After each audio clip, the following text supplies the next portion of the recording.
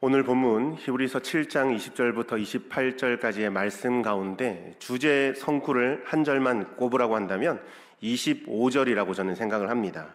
본문 25절을 보시면 그러므로 자기를 힘입어 하나님께 나아가는 자들을 온전히 구원하실 수 있으니, 여기까지 말씀을 봅니다. 이분이 누굴까요?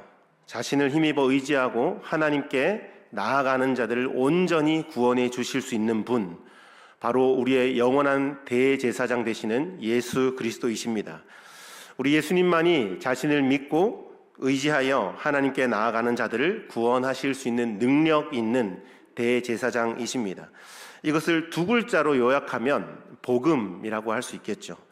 여러분, 그런데 이 복음이 진정한 복음으로 작용을 하려면 내가 구원받아야 될 비참한 존재이구나 라는 사실을 깨달아야만 합니다. 자신이 구원받아야 할 존재라는 사실을 알지 못하는 사람에게는 이것이 결코 복음이 될 수 없습니다. 아무리 탁월한 명의, 모든 사람들을 다 고칠 수 있는 능력 있는 의사가 옆에 있어도 그 환자가 나는 병들지 않았습니다, 나는 건강합니다, 자신의 아픈 것을 인정하지 않고 고집 부리면서 의원을 만나기 싫어하는 사람에게는 의사가 필요 없겠지요. 자신이 병든 것을 인정하고 도움을 갈급해야 하는 사람에게야 의사가 필요한 것처럼 복음도 마찬가지입니다. 우리가 구원받아야 할 존재인 줄도 모르는데 구원이 어떻게 그들에게 기쁜 소식으로 여겨질 수 있겠습니까? 하지만 사람들이 깨닫지 못해서 그렇지 이 세상에 구원받지 않아도 될 사람은 단 한 명도 없습니다. 사실 사람들은 이 인간이 얼마나 비참하고 연약한 존재인지 직면하며 생각하기를 꺼려합니다. 당장 이 산다는 삶의 문제만 놓고 봐도 사는 것이 결코 쉽지 않습니다. 얼마나 치열하게 땀을 흘려야 되는지, 또 아무리 좋은 것을 노력해서 얻었다 한들 그게 나에게 영원토록 오래도록 좋은 것으로 남아있지 않다는 것을 우리가 숱하게 경험합니다. 제가 여러분들에 비하면 그렇게 긴 인생을 산 것은 아니겠지만 많은 사람들을 또 만나보고 성도님들과 알아보고 교제하다 보면 인생이란 것이 다 그런 것 같습니다. 가난하면 가난한 대로 고달프고, 부자들은 또 부자 나름대로의 고심과 고충이 있겠죠. 높은 지위에 있는 사람들은 그 자리의 무게 때문에 굉장히 힘들 것이고, 지위가 없다면 무시받고 천대받아서 또 힘들 것입니다. 산다는 것이 이토록 고단한 것 아니겠습니까? 게다가 세월은 또 얼마나 빠르게 흘러갑니까? 성경에서는 살같이 흘러간다, 화살같이 빠른 속도로 지나간다라고 말합니다. 이렇게 살든 저렇게 살든 결국 늙고 병들고 언젠가는 살다가 죽는 것, 즉 생로병사, 이 네 가지는 우리가 누구도 부인할 수 없고 그리고 막을 수 없는 것입니다. 이것이 비참함이 아니고 무엇이겠습니까? 그래서 인류 역사상 위대한 구도자라고 불리는 스승들은 한 가지 공통점이 있었습니다. 무엇이냐면 인생이란 무엇인가, 죽음이란 무엇인가, 이 두 가지 주제에 대해서 뼈저리게 고뇌하고 또 생각하고 번뇌했다는 것입니다. 이 고민은 아무리 생각해도 명확한 답이 나오지 않아서 고통스럽지만 그들은 또 생각하고 또 생각합니다. 답이 무엇일까? 왜 사는 것일까? 사람은 어디서 와서 어디로 가는 것일까? 이런 삶과 죽음의 문제를 끊임없이 고민을 했습니다. 불교의 창시자라고 볼 수 있는 이 석가모니 아마 아실 것입니다. 이 사람은 한 나라의 왕자였습니다. 그의 신분은 화려하고 안락한 삶을 보장받은 삶입니다. 조금 있으면 먹고 살 걱정 없이 왕이 될 사람이죠. 그런데 그는 끊임없이 번민했습니다. 결국 늙고 병들고 죽는다면 훗날 내가 왕이 되어 일정 기간 통치하다가 권력을 누리다가 죽는다는 것이 도대체 나의 삶에 무슨 의미가 있단 말인가? 결국 그는 인생의 해답을 찾기 위해 왕궁을 버리고 구도자의 길을 나섭니다. 한편으로는 충분히 공감 가는 이야기입니다. 사람이 늙고 병들고 죽는다, 이 근본적인 실존적인 문제를 해결되지 않았는데 세상의 다른 어떤 가치를 향해 힘껏 달려갈 수 있겠습니까? 그러나 대부분의 사람은 자신이 늙고 병들고 죽는다는 비참한 현실을 애써 인정하려 하지 않습니다. 그저 하루하루 살다가 외면하면서 모른 척하면서 부인하며 살다가 막상 죽음의 순간이 닥치면 그제야 인생이 참 허무한 것이구나 탄식하며 죽는다는 것이죠. 그런데 사랑하는 여러분, 이렇게 인생의 비참함 속에서 우리를 구원해 주실 분이 누구란 말입니까? 성경은 오늘 분명히 우리에게 가르쳐주고 있습니다. 그분을 믿고 의지하는 자를 구원해 주실 수 있는 능력의 주님, 바로 우리의 영원한 대제사장이신 예수 그리스도 한 분밖에 안 계신 줄 믿으시기 바랍니다. 우리가 믿는 주님, 우리를 구원하실 수 있는 영원한 대제사장, 그분은 어떤 분이시며 우리를 위해 어떤 일을 하고 계시며 오늘 어떤 일을 하고 계신지 오늘 말씀을 통해서 그 의미를 더 깊이 살펴보며 은혜를 나누고자 합니다. 본문 20절, 21절 말씀을 제가 다시 한번 읽어보겠습니다. 또 예수께서 제사장이 되신 것은 맹세 없이 된 것이 아니니 그들은 맹세 없이 제사장이 되었으되 오직 예수는 자기에게 말씀하신 이로 말미암아 맹세로 되신 것이라. 주께서 맹세하시고 뉘우치지 아니하시리니 내가 영원히 제사장이라 하셨도다. 아멘. 이 말씀에서 계속 반복적으로 등장하는 단어 하나를 잘 찾으셨을 것입니다. 맹세라는 단어죠. 이 말씀은 우리 주님께서 대제사장이 되신 것이 곧 하나님의 맹세로 이루어진 아주 특별하고 영원한 직분이라는 것을 선포합니다. 우리 예수님은 구약의 일반 다른 제사장들과 확연히 구별되게 하나님의 맹세로 영원한 대제사장이 되셨습니다. 구약의 제사장들은 하나님의 맹세를 통해서 그 직분을 얻은 자들이 아니었죠. 그 구약의 율법에 따라 아론의 후손이나 레위 지파에 속한 자들이 그 아버지를 이어서 지금으로 말하면 세습을 한 것입니다. 그 가업을 이은 것이라고 볼 수 있죠. 육신의 법에 의해서 제사장이 되었습니다. 그런데 유독 예수님이 대제사장이 되시는 일만큼은 하나님께서 직접 맹세를 하셨다라고 기록을 합니다.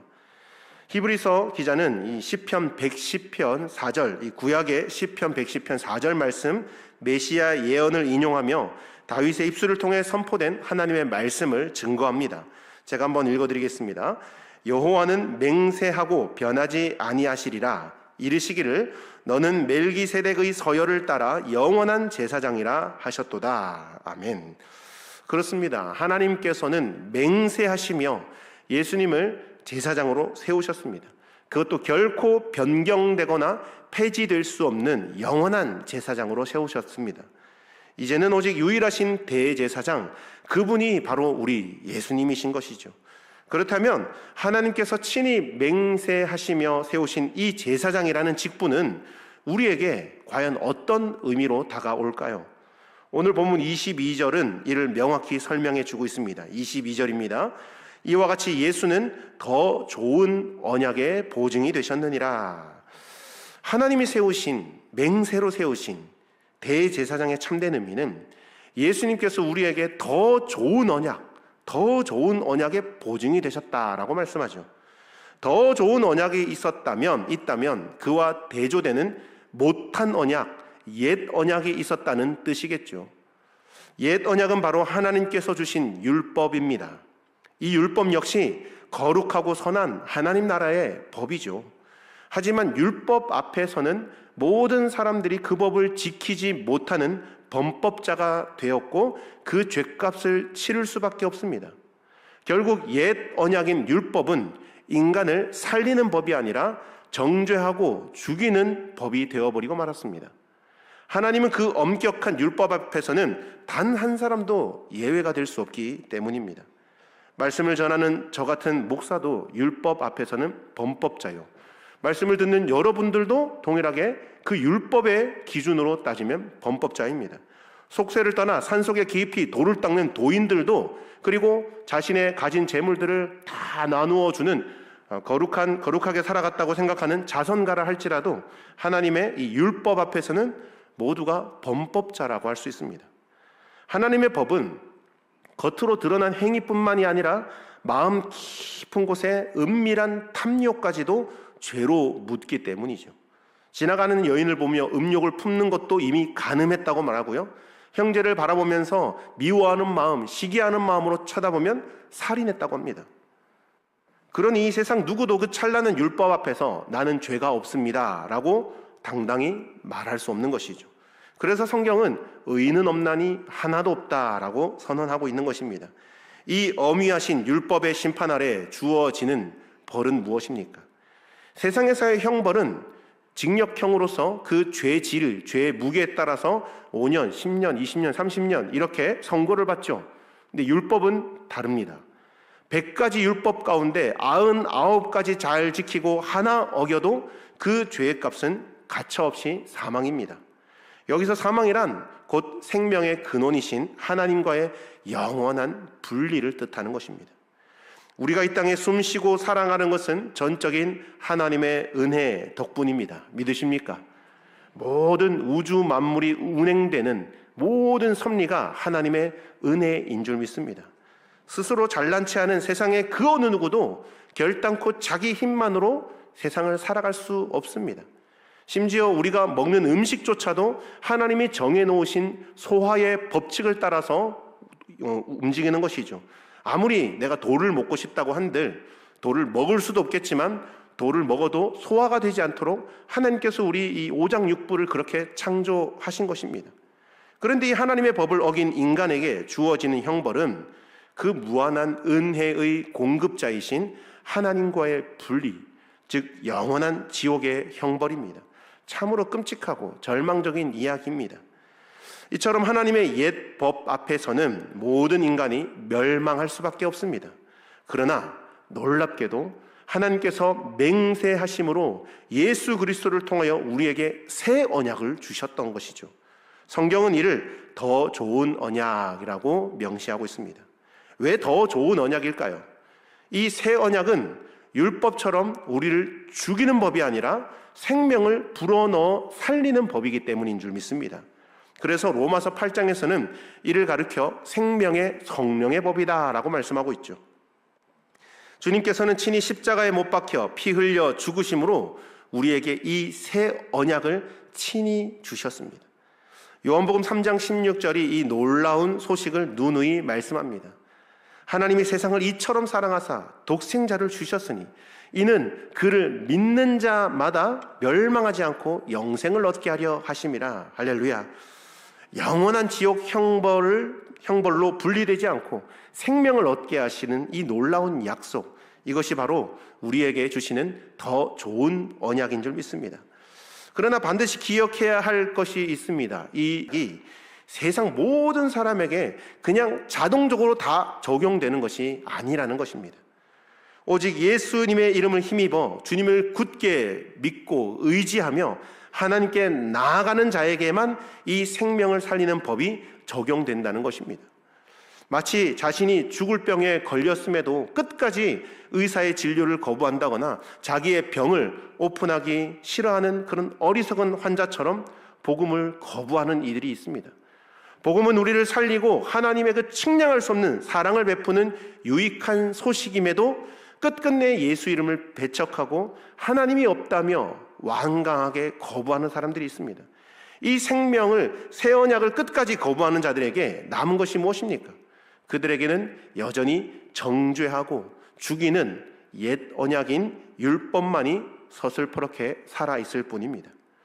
예수 그리스도를 부인하며 이 세상을 그래도 나름대로 올곧게 살았고 하늘을 우러러 한 점 부끄럼 없이 살았다고 큰 소리치는 사람들이 있습니다.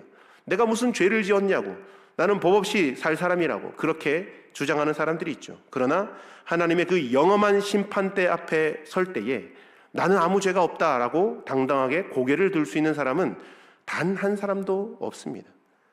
비유적인 예인데요, 여러분들도 아마 한 번쯤 이 광경을 보셨으리라고 생각합니다. 평소에는 우리 집에 이 먼지들이 얼마나 많은지 잘 보이지 않기 때문에 잘 모르는데, 어두운 방 가운데 창문을 딱 커튼을 쳐서 창문을 열었을 때 빗줄기가 방 안으로 쫙 비치게 될 때에 그 방 안에 돌아다니고 있는, 떠다니는 먼지들을 볼 때가 있죠.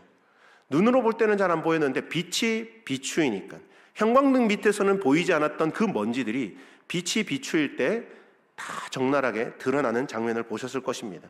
마치 이와 같이 찬란하고 거룩하신 하나님의 보좌 앞에 서게 되면 깨끗한 줄 알았던 내 영혼의 추악함에 스스로 몸소리치게 될 것입니다.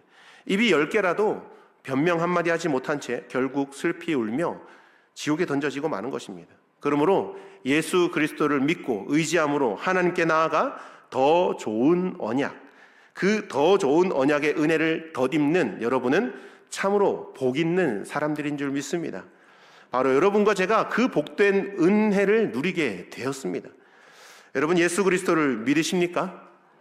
네, 다 믿는 줄 압니다. 그렇다면 여러분에게 이미 이 생명을 살리는 더 좋은 언약이 굳건하게 적용되고 있는 것입니다. 사랑하는 성도 여러분, 단 한 분도 이 생명과 축복의 길에서 이탈하지 않으시기를 주님 이름으로 축원합니다. 자, 그런데 이 더 좋은 언약에 대해서 유일하고 영원하신 대제사장 예수님께서 친히 보증이 되셨다라고 성경은 선포하고 있죠. 보증이 되셨다. 아까 맹세라는 단어를 좀 풀어서 설명을 드렸습니다. 이번에 집중할 단어는 보증입니다. 주님께서 그저 약속만 던져주신 것이 아니라 주님이 친히, 주님 자신이 우리의 보증이 되셨다고 말씀하는 것이죠. 우리 주님께서 새 언약의 보증이 되셨다는 것은 주님께서 우리의 영혼과 구원에 대해서 끝까지 완벽하게 책임지시겠다는 위대한 선언입니다. 정말 놀라운 은혜 아닙니까? 그런데 그 주님이 과연 어떤 분이십니까? 생명이 유한하여 언젠가 죽을 수밖에 없는 존재는 남의 영원한 생명을 결코 보증할 수 없습니다. 그러나 우리 주님은 영원히 살아계신 분이시기에 우리의 온전하고 흔들림 없는 보증이 되어 주시는 줄 믿습니다. 23절, 24절이 이 진리를 상세히 설명해 주고 있습니다. 제가 한번 읽어봅니다. 제사장 된 그들의 수효가 많은 것은 죽음으로 말미암아 항상 잊지 못함이로되 예수는 영원히 계심으로 그 제사장 직분도 갈리지 아니하느니라. 아멘. 우리 주님이 영원한 대제사장이시라는 것은 죽음을 이기시고 영원히 살아 계시다는 뜻입니다. 반면에 구약의 일반 제사장들은 아무리 대단해 보여도 아무리 그 공로가 뛰어나도 결국 유한한 인간이기 때문에 임기를 마치고 늙고 병들면 결국 죽고 흙으로 돌아갔습니다. 그렇기 때문에 제사장의 수가 그렇게 많았던 것입니다. 연구에 따르면 초대 제사장 아론으로부터 예루살렘 성전이 파괴될 때까지 역대 제사장들의 수가 83명이나 된다고 합니다.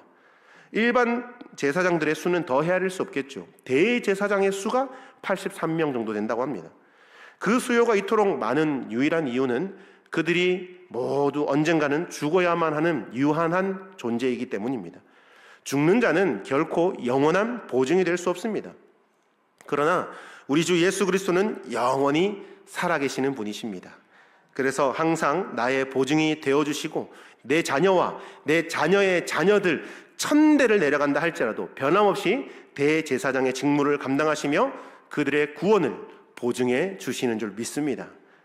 이분이 바로 우리가 믿는 우리 구주 예수님이십니다. 세상의 그 어떤 이름과도 비교할 수 없는 유일하시고 영원하신 분이십니다.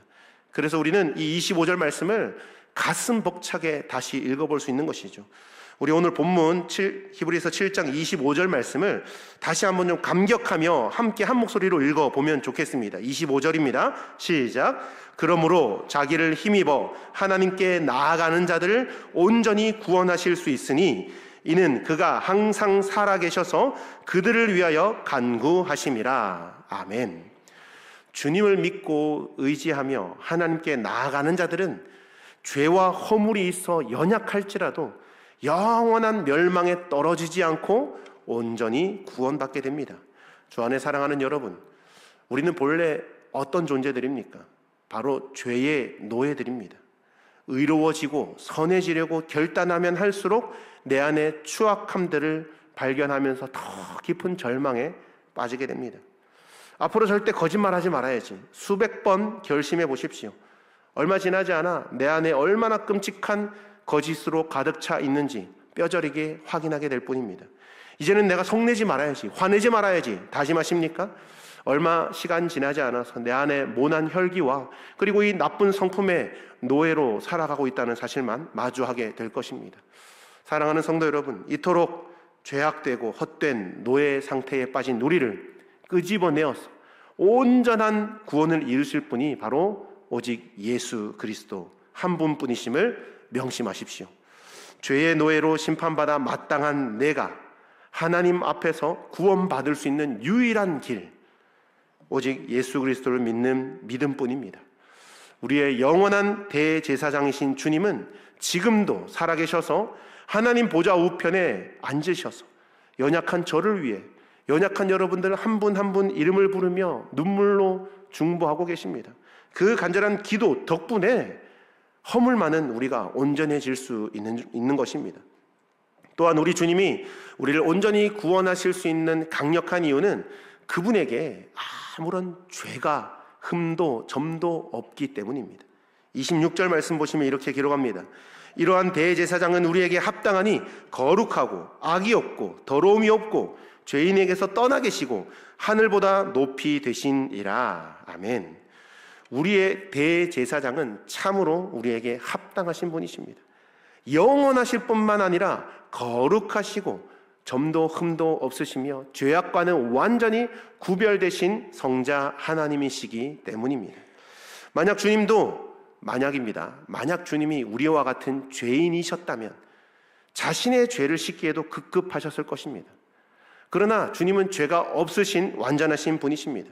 주님은 죄인들의 친구가 되어주시기는 하셨지만 그들의 죄에 타협하거나 동조하시지는 않으셨습니다. 죄가 전혀 없으시면서도 기꺼이 죄인들 곁에 가까이 다가가신 것이지 결코 죄를 함께 짓는 공범자가 아니셨죠. 거룩하고 흠 없으신 분이시기에 능히 우리의 끔찍한 죄값을 대신 짊어지실 수 있었습니다. 이어서 27절은 우리에게 놀라운 진리를 선포합니다. 27절도 제가 읽어봅니다. 그는 저 대제사장들이 먼저 자기 죄를 위하여 다음에 백성의 죄를 위하여 날마다 제사 드리는 것과 같이 할 필요가 없으니 이는 그가 단번에 자기를 드려 이루셨음이라. 아멘. 구약의 대제사장들은 직무를 수행하기 전에 반드시 자기 자신의 죄를 씻기 위한 속죄제를 먼저 드려야 했습니다. 자신의 죄를 위해서 먼저 속죄제를 드리고 그 후에야 양과 소를 끌고 올라오는 그 백성들의 죄를 위해서 번제, 화목제, 속건제를 드릴 수 있었던 것이죠. 그리고 이 대속죄일이 다가오면 매년마다 해마다 이 과정을 끊임없이 반복해야만 했습니다. 그러나 완전하고 죄 없으신 우리 주님께서는 그럴 필요가 전혀 없으셨습니다. 십자가에서 단번에 자기 자신을 온전히 제물로 내어주셨기 때문입니다. 죄가 없는 분만이 죄에 지은 우리의 근본적인 문제를 완벽하게 대속하실 수 있습니다. 일전에 한 일간지 기사에서 한 감동적인 사연을 본 적이 있습니다. 성탄절 무렵에 병원에 입원해 사경을 헤매는 한 소년에 대한 이야기였습니다. 이 소년의 병은 간과 뇌에 구리가 쌓이는 아주 희귀 질환인 윌슨병이라는 병이었습니다. 이 소년의 생명을 건지려면 간 이식 수술을 해야만 그가 살 수 있는 유일한 희망이었습니다. 여러 가족들, 친족들 다 검사를 했는데 아주 기적적으로 그 아버지의 간이 그 소년에게 이제 이식을 할 수 있는 적합한 판정이 나온 것입니다. 하지만 기쁨도 잠시 절망적인 문제가 그 앞을 가로막았습니다. 무엇이냐면 그 아버지는 사업의 부도로 인해서 막대한 빚을 지고 있어 쫓기는 처지였고 이로 인해서 극심한 스트레스로 폭음, 음주를 많이 하고 술을 많이 마시고 그로 인해 또 고도 비만과 이 심각한 알코올성 지방간 판정을 받은 상태였습니다. 병원에서는 지금 이 아버지의 간 상태로는 절대로 간 이식 수술을 할 수 없다라고 통보를 했습니다. 얼마나 절망적인 상황입니까? 이 간 이식을 할 수 있는 자가 나타난 것이 너무나 고마운데 그 간을 쓸 수 없는 절망적인 상황입니다. 그러나 이 아버지는 피눈물을 삼키며 그 아들을 살리기 위해서 뼈를 깎는 노력과 결단을 합니다. 독하게 마음먹고요. 그날부터 술, 담배를 다 끊고 한 달여 동안 정말 미친 듯이 운동하면서 몸을 건강하게 만들고 자신과의 싸움을 치열하게 하면서 이 체중을 10kg이나 감량을 했습니다. 다시 검사한 결과 기적적으로 이 간 수치가 정상으로 회복되었고 무사히 이 아들에게 간 이식 수술을 해줄 수 있었다는 아주 훈훈한 그런 기사였습니다. 성도 여러분, 이 이야기를 들으면서 마음 가운데 떠오르는 생각이 있었습니다. 병들고 썩어가는 간을 죽어가는 자식에게 떼어줄 수 없는 것처럼 예수님께서 본인의 죄 때문에 죽어야 하는 존재였다면 결코 우리 죄를 대속하거나 구원을 보증하실 수 없었을 것입니다. 하지만 흠없고 거룩하신 주님께서 우리의 온전한 보증이 되사 친히 우리의 모든 죄값을 감당하셨습니다. 더욱 놀라운 것은 그저 죄를 대신 짊어지시고 죽으신 것으로 끝나지 않고 부활 승천하심으로 우리를 영광스러운 의인으로 만들어 주셨다는 사실입니다. 주님이 의인이신 것처럼 예수 안에 있는 우리도 의인이 되었고, 주님이 영광스러운 하나님의 아들이신 것처럼 우리도 감히 창조주 하나님을 아빠, 아버지라고 부를 수 있게 해 주신 것입니다. 주님의 그 찬란한 영광이 우리의 영광이 되고 부활의 생명이 우리의 생명이 되는 영적인 이식 수술을 우리에게 이행해 주신 것입니다. 할렐루야. 우리가 믿는 예수 그리스도는 바로 이런 위대하신 분이십니다. 주님께서 이 위대한 구원을 이루시기 위해 오늘 성경은 그가 단번에 자기를 들여 이루셨음이라 라고 증거합니다. 구약의 제사처럼 해마다 소와 양을 잡는 일을 반복할 필요가 없다는 것이죠. 단번에 드렸다는 것은 십자가 위에서 화목제물 대신 예수 그리스도의 보혈의 능력이 결코 소멸되지 않고 영원히 작용되고 지속된다는 뜻입니다. 아담과 하와 이래로 주님 다시 오실 그날까지 이 땅의 모든 믿는 자들의 죄를 영원토록 덮으시는 완벽한 대속의 제사였던 것입니다. 이 놀라운 구원의 신비는 천군 천사들조차도 경탄하며 하나님을 찬양할 정도로 엄청나고 기묘한 사건이었습니다. 우리 사랑하는 성도님들께 한 가지 질문을 드려보겠습니다. 아주 쉬운 질문입니다. 여러분 인생에 있어서 최고의 보물은 무엇입니까? 각자 속으로 대답하셨죠? 눈에 보이는 재물이십니까? 혹은 눈에 넣어도 아프지 않을 것 같은 나의 자식들이십니까? 아니면 각자 소중히 여기는 나만의 어떤 신념, 가치관이십니까? 저는 이 시간 감히 여러분들께 확언할 수 있습니다. 여러분 예수 그리스도를 진심으로 믿으십니까? 아멘이시죠. 그렇다면 저와 여러분이 가진 세상에서 가장 위대한 보물은 다름 아닌 예수 그리스도를 믿는 믿음이 바로 가장 보물이 되어야 될 줄로 믿습니다. 세상은 비웃을지 모릅니다. 그깟 보이지 않는 믿음, 그거 가지고 편의점 가서 콜라라도 하나 살 수 있냐? 그거 가지고 뭘 할 수 있냐? 라고 조롱할 수 있겠죠. 그러나 기억하십시오. 이 보잘것없어 보이는 믿음이야말로 죄의 노예였던 우리를 씻어 영광스러운 의인으로 빚어내는 위대한 기적을 만들어내셨습니다. 온갖 죄악과 세상 풍속의 굴레에 얽매여 있던 우리를 참된 자유인으로 해방시키는 능력이 되었습니다. 내 삶에 폭풍우가 몰아치고 캄캄한 절망이 찾아올지라도 능히 딛고 일어설 힘을 주었으며 눈물 속에서도 찬양할 수 있는 소망의 이유가 바로 이 굳건한 믿음 안에 있습니다. 할렐루야. 여러분 안에 이 참된 믿음이 있으십니까? 이 믿음만 흔들리지 않는다면 가난해도 때로는 우리 육신의 건강을 잃어버려도 내가 바라던 그 세속적인 성공을 쟁취하지 못해서도 우리는 이 땅에서 얼마든지 넉넉하고 행복하게 살아갈 수 있습니다. 이 땅이 삶의 전부가 아니기 때문입니다. 우리 태박 카페에 가면 담임 목사님께서 자주 강조하시는 문구가 딱 적혀 있습니다. 인생 단막극 아닙니다. 여러분 1막에서 실패하셨으면 2막 새로 열고 시작하시면 됩니다. 2막에서 또 힘들게 마무리하셨습니까? 3막도 열고 시작하면 됩니다. 여러분께서 이 2막, 3막, 4막 열 수 있는 이 힘이 어디에서부터 오는 것입니까? 바로 세상을 이기는 믿음에서부터 온다는 것을 믿으시기 바랍니다. 이 믿음은 우리를 영원한 하늘 생명으로 인도합니다. 생명이신 하나님께 접붙임 바 되어 영생을 누리며 장차 하나님의 측량할 수 없는 영광에 참여하게 될 것입니다. 여러분의 가슴 속에 이 고귀한 믿음이 살아 숨쉬기를 간절히 축복합니다. 그렇다면 여러분들은 천하를 다 가진 세상에서 가장 복된 사람으로 살아가게 될 것입니다. 그러므로 여러분께 간곡히 권면드립니다. 험악한 이 시대를 살아가며 아무리 본받고 아무리 내가 존경할 만한 롤 모델을 만난다 할지라도 만약에 그 사람이 예수 그리스도를 믿는 믿음으로만 구원받는다, 이 진리의 말씀을 거스르고 부인한다면 결단코 그 가르침을 수용해서는 안 됩니다.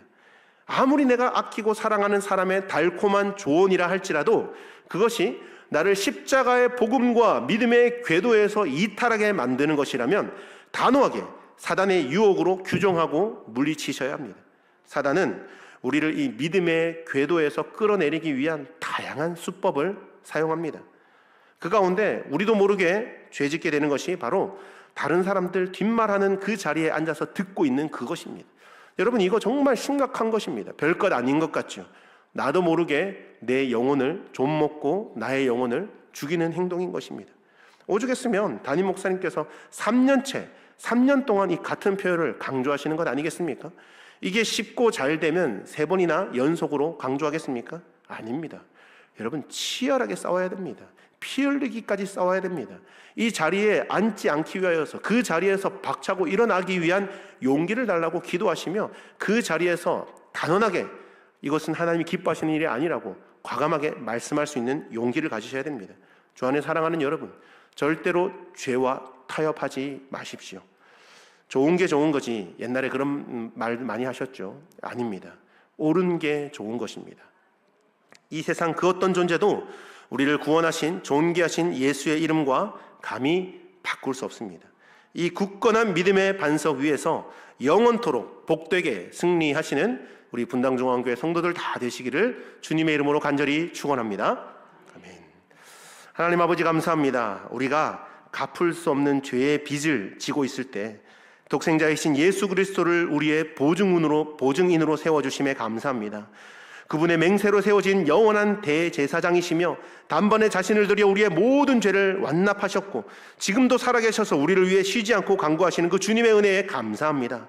오늘 이 놀라운 복음의 진리가 말씀을 들은 모든 성도의 마음 깊이 뿌리내리게 하여 주옵소서. 믿음이 흔들리는 지체들에게 이 말씀이 닻이 되게 하시고 두려움 가운데 있는 자들에게 담대함이 되게 하시며 삶이 힘겨운 자들에게 위로가 되게 하여 주시옵소서. 우리 모두가 예수 그리스도라는 반석 위에 굳게 서서 이 세상을 담대히 승리하며 살아가게 하여 주시옵소서. 감사드리며 우리 주 예수 그리스도 이름으로 간절히 기도드립니다. 아멘.